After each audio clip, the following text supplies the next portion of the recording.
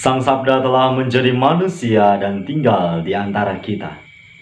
Sahabat Sabda Hidup yang terkasih, jumpa lagi bersama saya Frater Jiwi dalam permenungan hari ini, Selasa 23 Juni 2020 dalam Pekan Biasa yang ke-12.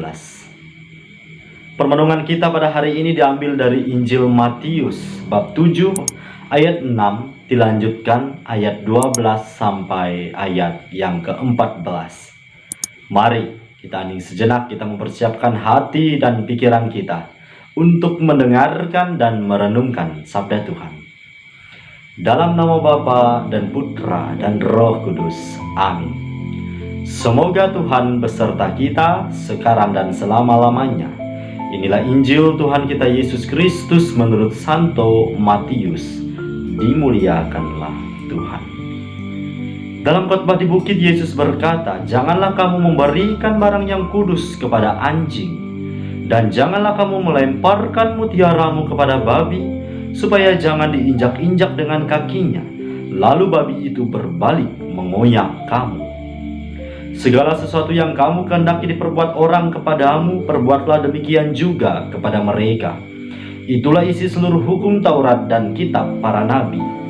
Masuklah melalui pintu yang sempit itu, karena lebarlah pintu dan luaslah jalan yang menuju kebinasaan, dan banyak orang telah masuk melalui pintu dan jalan itu. Tetapi sempitlah pintu dan sesaklah jalan yang menuju kehidupan, dan sedikitlah orang yang menemukannya." Demikianlah Injil Tuhan. Terpujilah Kristus. Sahabat Sabda Hidup yang terkasih, melalui Injil pada hari ini Yesus mengingatkan kita semua supaya tidak terbuai dengan nikmat yang ditawarkan oleh dunia. Tentu jika masing-masing kita ditanya, siapa sih yang tidak mau hidup berkelimpahan harta, hidup enak, bahkan setiap hari senantiasa merasa bahagia. Akan tetapi melalui Injil pada hari ini kita diingatkan semua, jangan sampai tawaran dunia yang begitu menggiurkan ini justru memperangkap kita. Sahabat Sabda Hidup yang terkasih, Yesus menggambarkan bagaimana jalan menuju kepada kebinasaan dan jalan untuk memperoleh kehidupan yang kekal.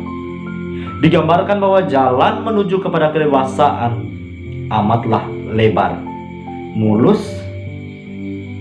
dan cepat.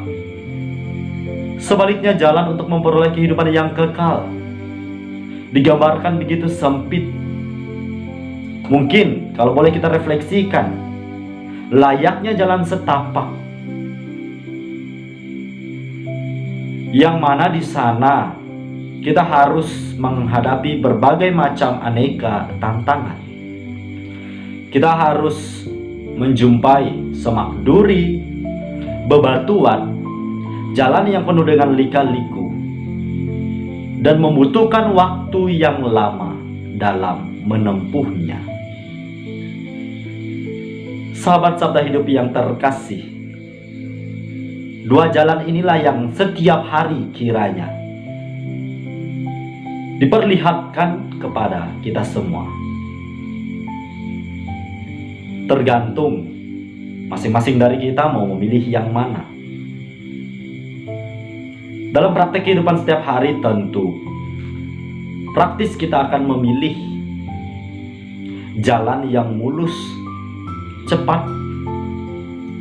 Akan tetapi dalam permenungan hari ini saya ingin mengajak kita merefleksikan, angka kecelakaan yang paling tinggi kerap terjadi di jalan yang mulus dan jarak tempuhnya bisa cepat. Mungkin sekelas jalan tol ataupun jalan-jalan penghubung antar kabupaten dan provinsi yang terhitung lebar, mulus, dan lurus. Jarang sekali kecelakaan terjadi di jalan yang penuh dengan lubang, bebatuan, dan jalan rusak lainnya. Karena apa? Biasa kita dapat hati-hati melewati jalan yang tampak secara kasat mata berbahaya. Nah, permenungan singkat ini kiranya mampu menjadi bahan refleksi kita bahwa tawaran dunia yang begitu nikmat, menggiurkan, indah untuk kita pandang, kalau kita tidak hati-hati, tawaran ini mampu memperangkap kita dalam kebinasaan.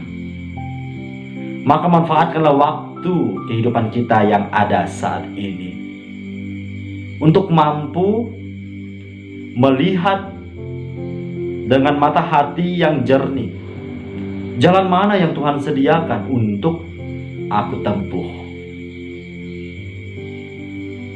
Sahabat Sabda Hidup yang terkasih, jalan ini tentu sudah sangat jelas. Yesus katakan bahwa akulah jalan, kebenaran, dan hidup.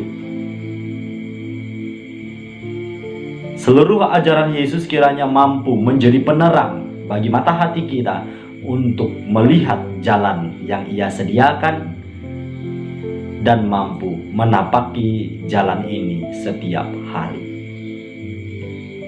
Semoga buah-buah permenungan pada hari ini sekiranya dapat membantu kita merefleksikan poin-poin permenungan ini lebih mendalam secara pribadi, agar kehidupan iman kita sungguh berjalan dari hari ke hari menuju kepada kedewasaan.